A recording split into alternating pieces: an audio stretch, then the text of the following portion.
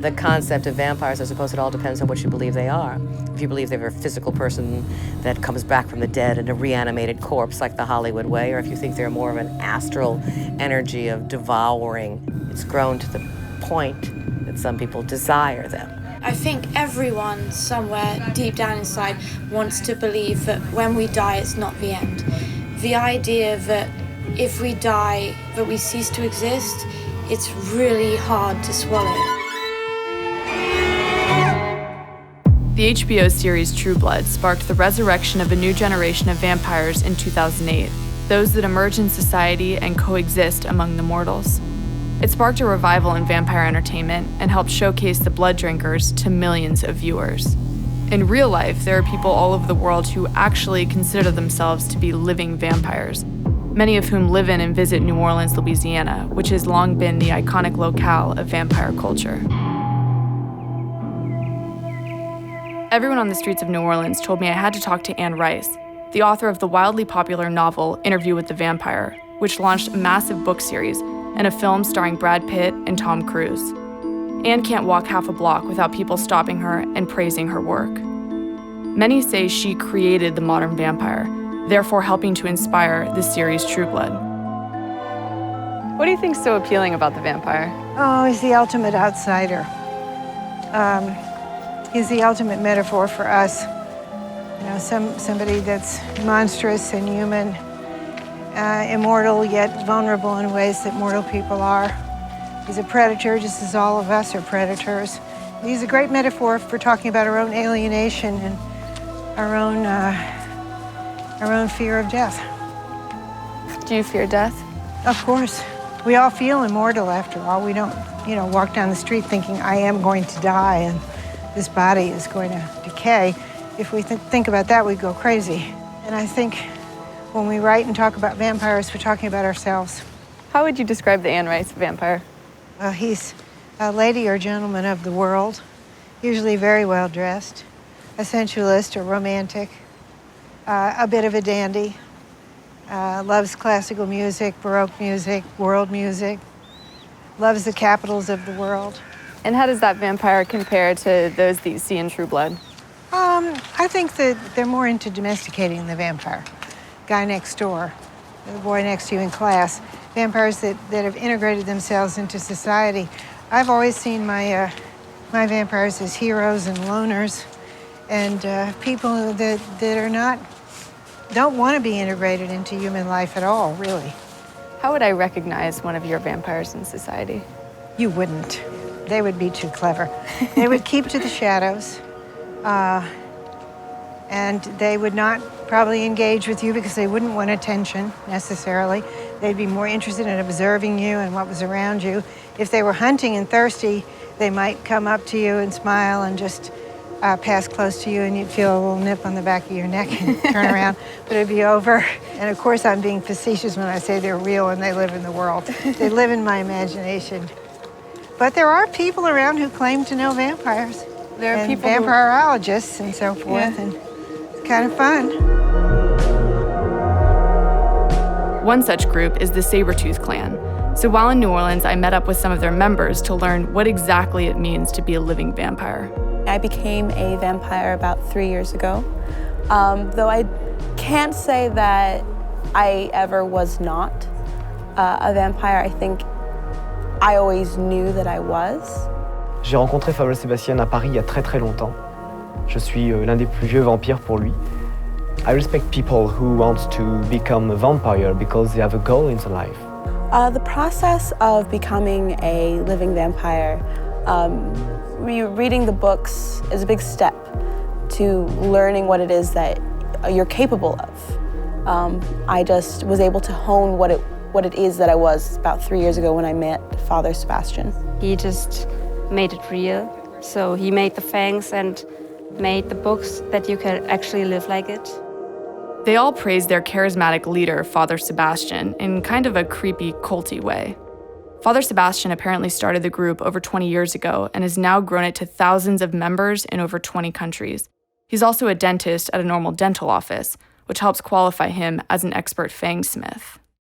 In True Blood, a vampire who transforms a human into one of them is called a maker, But to join Father Sebastian's clan, you don't need to get bitten. You just need to pay him $100 for some fangs. So I booked an appointment, less so to get fangs, more so to figure out who this guy is.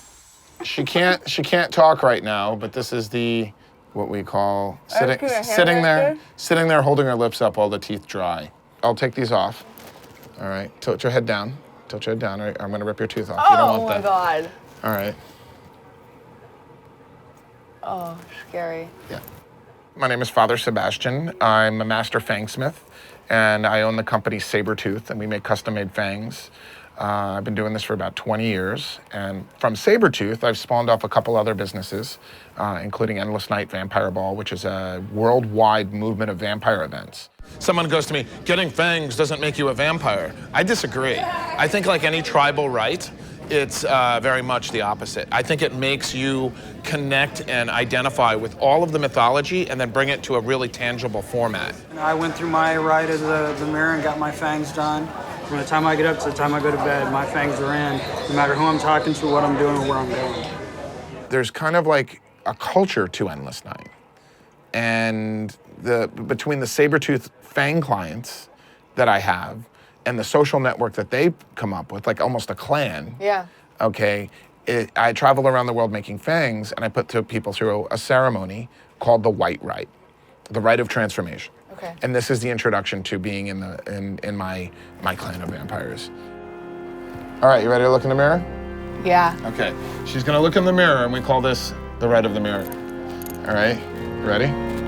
Go ahead.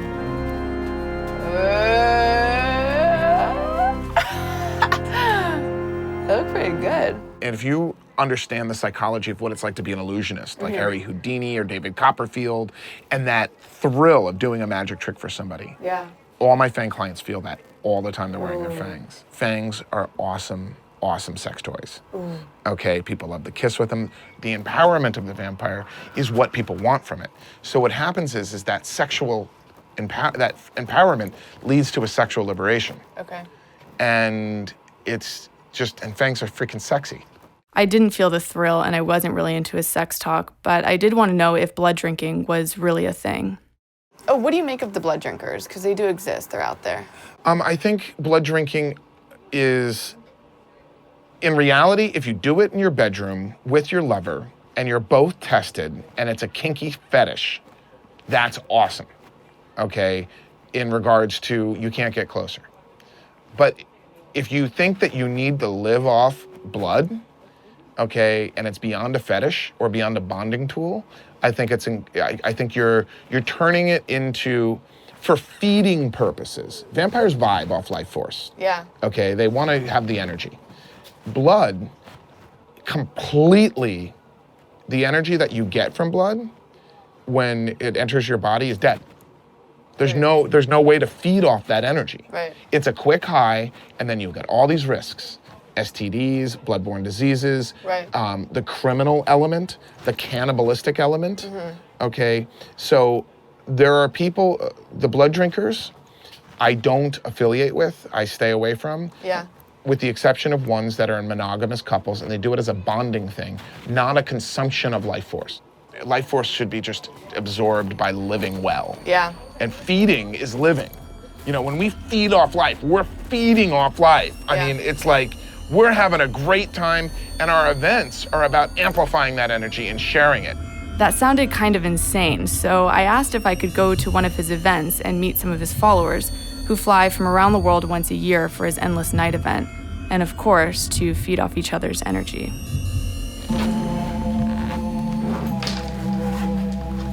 Well, I'm a living vampire and have been involved in the scene for about 11 years now.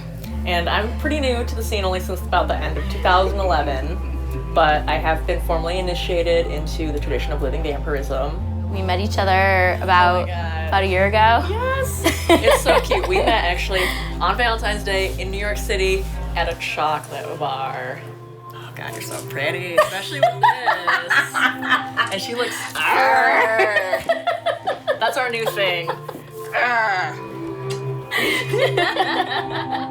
Sexuality is a never-present theme in True Blood, but the Christinas to me just seemed like two chicks with the same name who like to make out. until they started to tell me in a very serious way about their roles as vampires. Everybody is attracted to vampires. We represent everything that mortals want, eternal life, and if you've seen True Blood, forever, everlasting love. Vampires these days in the modern culture are all beautiful, gorgeous people. And so that's very sensual and erotic and very desirable. We use that, that's part of our glamour. That's part of our appeal for the mortals, for people we feed off of. There are more night side applications for vampire sensuality, vampire sex magic, things like that. I picked up the literature, I read the books, and I thought it was garbage. I'm a very smart person. I was an honor student in high school, got great, awesome grades. So I think very scientifically and very logically. So I read the book, thought it was garbage, even told Father Sebastian I thought it was garbage. And then I went back through and I started testing all of the principles in there. And I started to be a little bit more open-minded. It sounds extreme, but if you think about it, every interaction you have with another person is an exchange of energy, whether it's a kiss, whether it's a touch of hand, whether it's a hug, whether it's just a glance with another human being. So tonight, we're doing a centered ritual, and this is to raise the energy of the family, to increase the vibrations of the family, so that the current keeps flowing. I couldn't tell if they were serious, but it soon became clear that they were when Father Sebastian started directing the voodoo ceremony rehearsal, which resembled more of a steampunk fetish-driven sex play. Okay, go through the rehearsal now, the modifications. I want to watch it, okay? And then afterwards, we'll see what it is. As I place the stagger upon your neck, it is better that you should rush upon it than enter without love and loyalty. How do you enter? With love and loyalty. You don't need to do this part yet, just bring them on. Proceed. Hail Elarath! Hail Elarath! You gotta tell the audience why we're here, what the ritual is, why we're doing it. You gotta tell them, you gotta educate them, because these people don't know what's going on. They don't know that they're food for gods. Oops.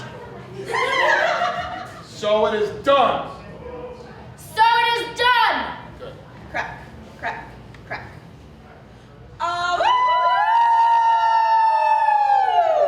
Ask them to join you in the howl. Ladies and gentlemen, join them in the howl. I'm starting to get into this vampire thing, so I'm gonna put in some white contacts so I fit in with the rest of the group. I already have my fangs. So far away. Whoa! How's it feel?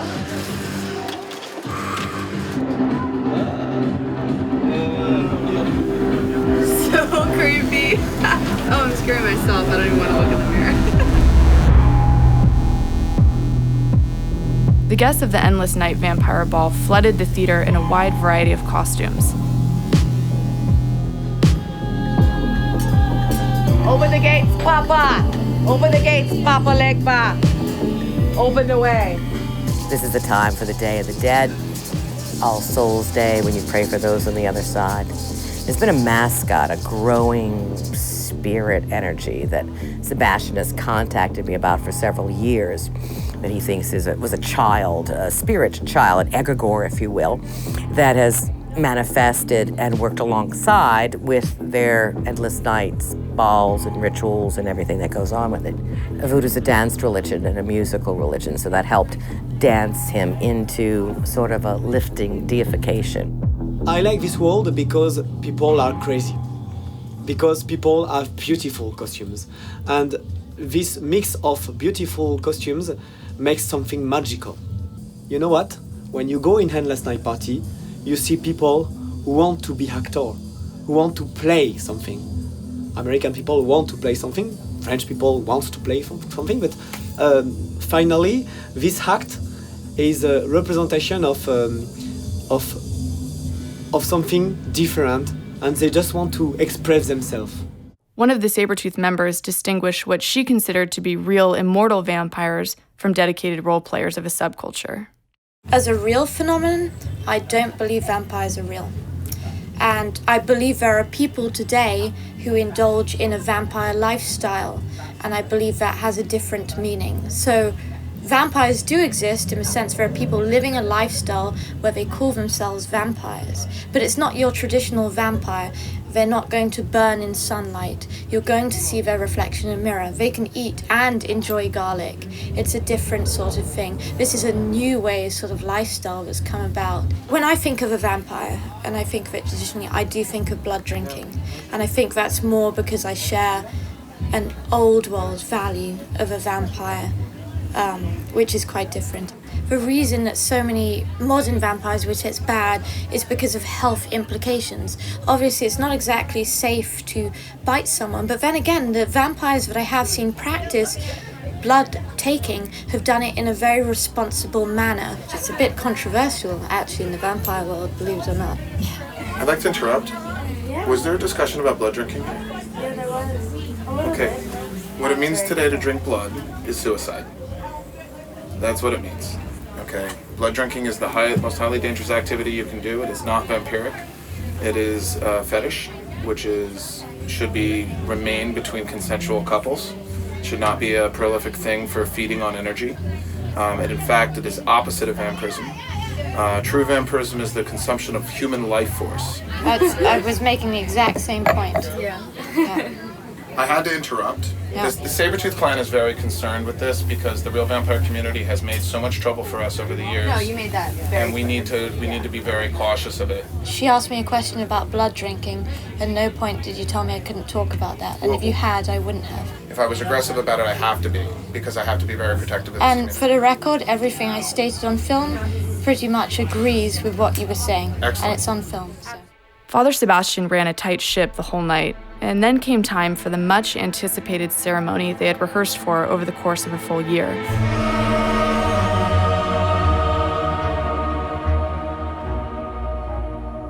As the Endless Night Vampire Ball wound down, I concluded that perhaps more than anything, these howling, semi-nude steampunks showed us the transformative power entertainment can have over young fanatics.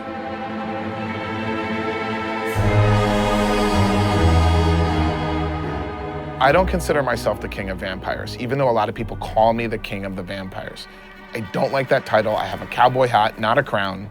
I'm the founding father. I like to, it's like George Washington didn't want to be king. Yeah. I don't want to be king. Okay. I want to be the dad.